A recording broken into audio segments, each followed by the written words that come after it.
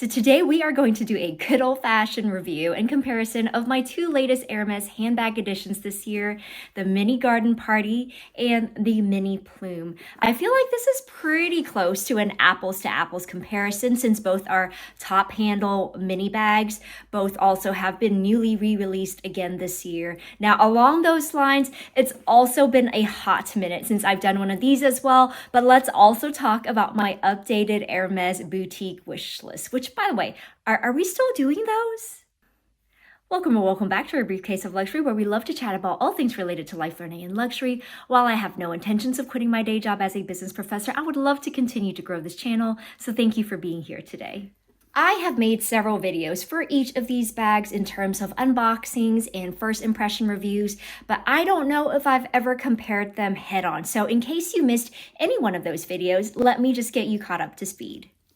Let's go ahead and start with the Mini Garden Party. This is in Swift leather in the color Rouge Vif, and it is an older model, so not the Neo Garden 23 that is currently available in store. I think currently those retail anywhere from $2,800 for the canvas version to over $4,000 for the Neo Gonda leather versions. But as you can imagine, if you aren't able to score those directly from the Hermes website or at an Hermes boutique, there are quite a few floating around currently on the pre-loved market, but be prepared to pay an insane markup.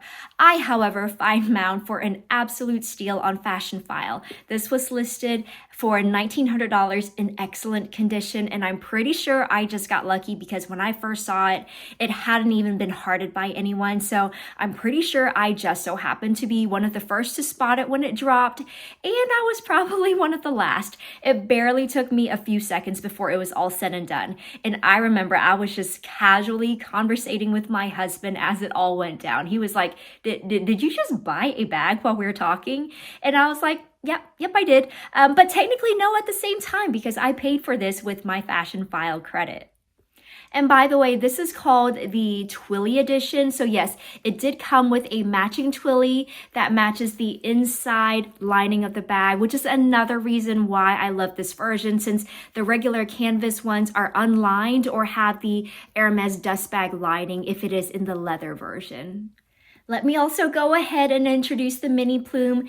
This again is also in Swift leather, but in the color Rose Sakura. So yes, we very much have a Valentine's Day color theme going on here. Also, I have this just perpetually decked out with my Hermes Twilly. This is the Sous le Charme d'Orphée Twilly from a few years ago. It's still one of my favorite Twilly designs ever released by Hermes. I virtually have every color way that was ever released. And I also have on here my little Alizé charm. This is the pink sparkle Pegasus, and I also do have the silver sparkle version, but that one perpetually hangs out on my Picotin 18. Now, where Hermes has re-released the Mini Plume this year, mine again is in the older model, but I think they are identical, unlike the Neo Garden 23, which has had some minor proportional revamps. Because in case you are unfamiliar, there is also a Mini Plume 2, which is slightly smaller with a smaller handle drop, but the biggest difference is that the Mini Plume 2 comes with a removable crossbody strap, which this does not. Now, this was a very fortunate eBay find. I feel like prices for the Mini Plume on the pre-loved market are very inconsistent, given that these retail for, I think, $9,000 to $10,000. I've seen prices as low as for more than half off retail, and I've seen prices at a premium depending on the quality and condition.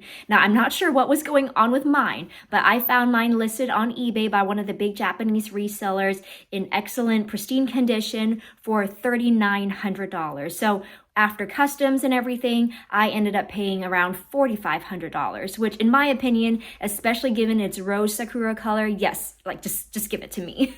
Now, did I worry about the authenticity given its price? I mean, a little, but this did come with eBay's authenticity guarantee. Plus, Japan is known to be a relatively safer place to shop pre-loved.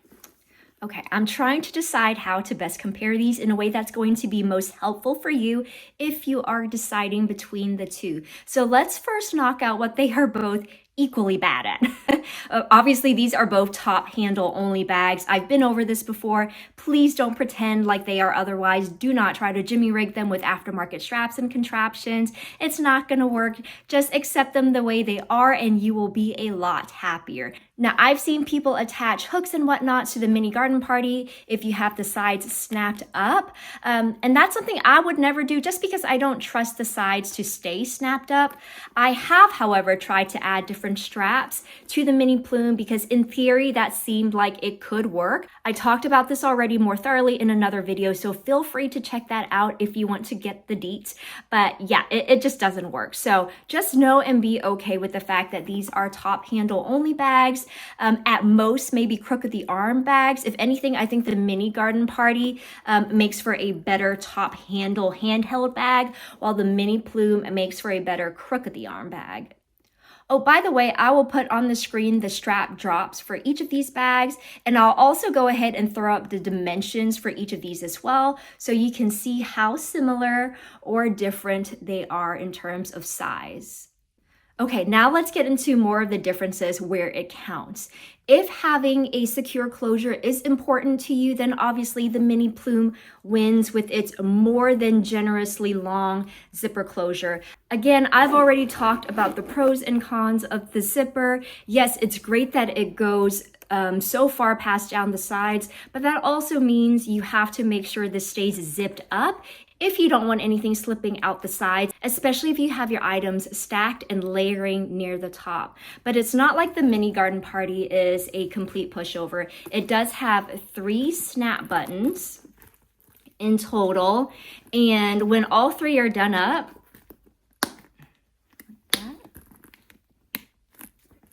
I mean, it's pretty secure. Even if you tip your bag over completely, I don't think you are going to lose anything, even your little items. The one downside, however, is that you sacrifice a lot of real estate for this level of security. Which brings me to my next point. If maximizing real estate space is important to you, then once again, I gotta give it to the mini plume. Now, despite being somewhat similar in size, the mini plume is just designed for efficiency, right? It is a rectangular box. It's about as efficient as a bag can get. And I'm always so impressed by how much she can actually fit for being a mini bag. Unlike the mini garden party, which fits about as much as you would expect it to just because of its tapered sides. And yes, I get that you can untaper it, right, by winging out the sides. And that way, yes, you will be able to fit more stuff, but now all of a sudden you are working with a completely open tote situation, which if you are just swinging your bag around by its top handle, I mean, you might as well just be sprinkling your items down the street like a flower girl walking down a wedding aisle.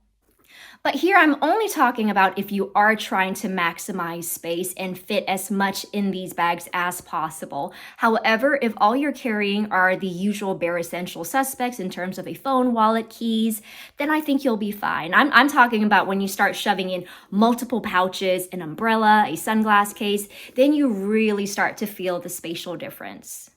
And finally, if you care about minimizing wear and tear, I mean, the garden party is going 0 for 3 because this doesn't have feet, while the mini plume does, right? Actually, no, let me take that back. I'm going to give them both a point each because while the mini garden doesn't have feet, the handles are structurally more reinforced, unlike the mini plume handles. So yes, the mini garden party may see more wear and tear at the bottom compared to the mini plume, but the mini plume may see more wear and tear and stretch marks around the handles over time. And I get that this is partly because both of these are in Swift leather. The new Neo Garden 23 only comes in Neogonda leather if you wanted a leather version, while the mini plume comes most often in Swift, but you will also find it in Chev, and I've seen new releases in box and, oh, of course, ostrich. Now, while it may seem like the mini plume is clearly winning, where the mini garden party shines is in its aesthetic visuals. Personally, I just prefer the look of the mini garden party, partly because it's more unique, it's different, it gives Birkin 25 vibes, but in an even more casual way. And yes, while the mini plume is also a very unique aesthetic as well, and I get that this can work for you if you're into that extreme bare minimalistic vibe, but I can also see how it can almost look too minimalistic at times. So finally, in terms of whether I am still in love with these, I mean, I am not done collecting them. I want at least one more mini garden party in a dark neutral color, and I want a mini plume too. So I hope that helps answer that question. And while there is a chance I may be able to score the Neo Garden 23 online, even if I were given the chance to buy the Mini Plume 2 online or direct from store, I feel like I might get a better deal on the pre-loved market, which brings me to my next topic. Do I still have an Hermes wish list? Long story short, yes I do, but the list itself is short as well. Now, before I jump into my list, I get that in light of everything happening in the world right now, sharing an Hermes wish list may feel tone deaf. But if you're watching this type of content, then I hope you enjoy this bit of escapism as much as I do. All right, let's first talk bags. I'm being very practical here because I know I am not getting any quota bags from store, okay? So in terms of remaining store offer or website bag finds, there's realistically 3 on my list. The new Evelyn 23, if and when it is eventually released, I'm assuming it's going to hit the website.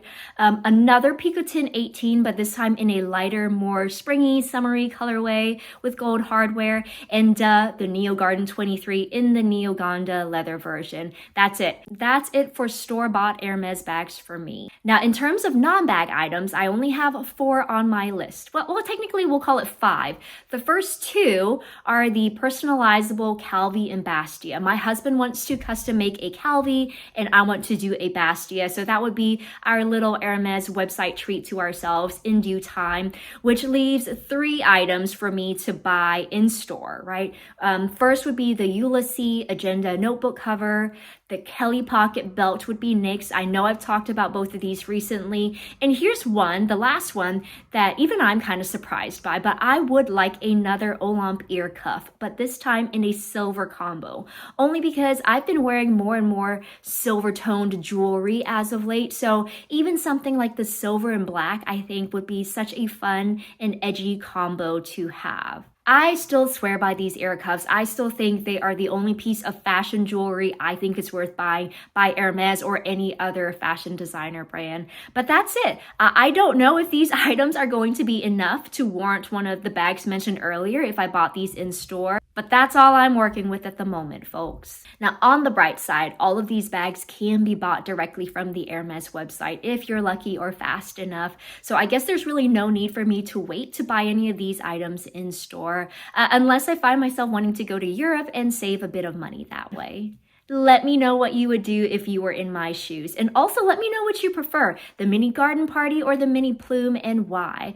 As always, thank you for sticking around until the end of the video. And if you enjoyed your time here, then please don't forget to like, subscribe, and hit that notification bell. And I can't wait to see you next time.